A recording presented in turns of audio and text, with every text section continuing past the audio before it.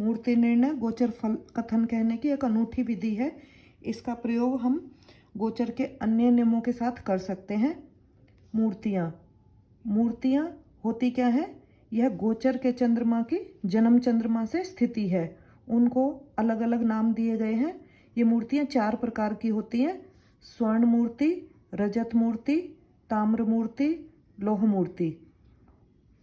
इसमें जब गोचर के चंद्रमा की स्थिति जन्म चंद्रमा से 1, 6 या 11वें स्थान पर हो तो स्वर्ण मूर्ति कहलाती है, और जब गोचर के चंद्रमा की स्थिति जन्म चंद्रमा से 2, 5, 9 हो तो वह रजत मूर्ति कहलाती है, और गोचर के चंद्रमा की जन्म चंद्रमा से स्थिति 3, 7, 10 हो तो ताम्र मूर्ति कहलाती है, और गोचर के चंद्रमा की जन्म चंद्रमा से स्थिति अगर 4, 8, 12 पे हो तो यह लौह मूर्ति कहलाती है।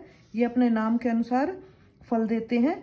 इसमें स्वर्ण मूर्ति सबसे अधिक मंगलकारी, और रजत उससे कम, ताम्र उससे कम, और लौह मूर्ति इनमें सबसे कम अशुभ होती है।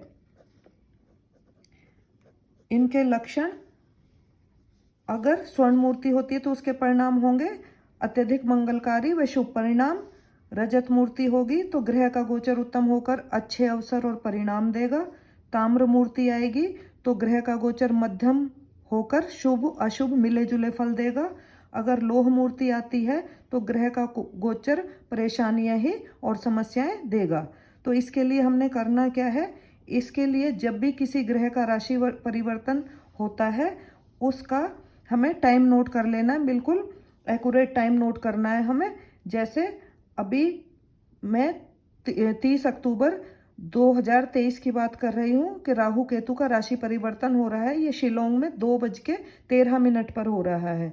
2:13 पे हो रहा है। ये लगभग 1:30 बजे शुरू हो जाएगा, और जगह के अनुसार थोड़े बहुत अंतर पे अलग अलग जगह राहु केतु का राशि परिवर्तन होगा।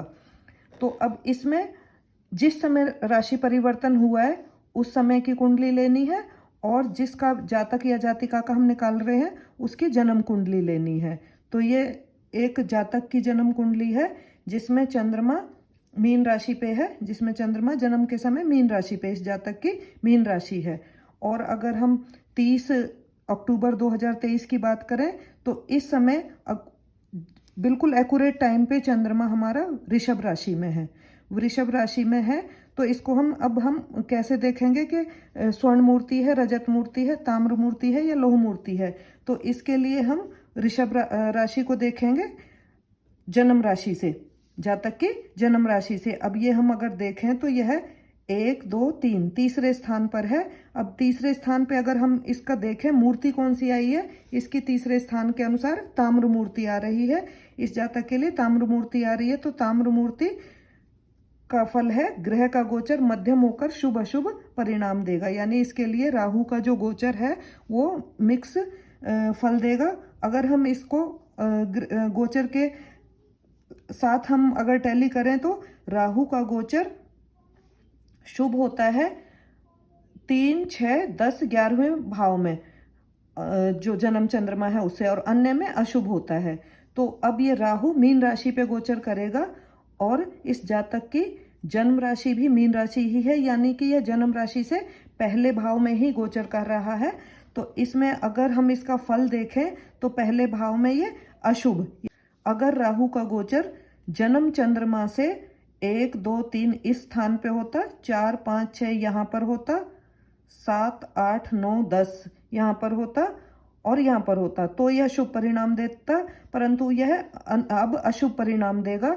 तो इस जातक के लिए इसका परिणाम जो राहु केतु का गोचर अब मीन राशि पे होने वाला है, ज़्यादा अच्छे फल नहीं रहेंगे इसके लिए लगभग अशुभ फल ही कहे जा सकते हैं। तो इसको हम अन्य गोचर की अन्य विधियों के साथ हम इस विधि का भी यूज कर सकते हैं। यह एक अच्छी विधि है। धन्यवाद।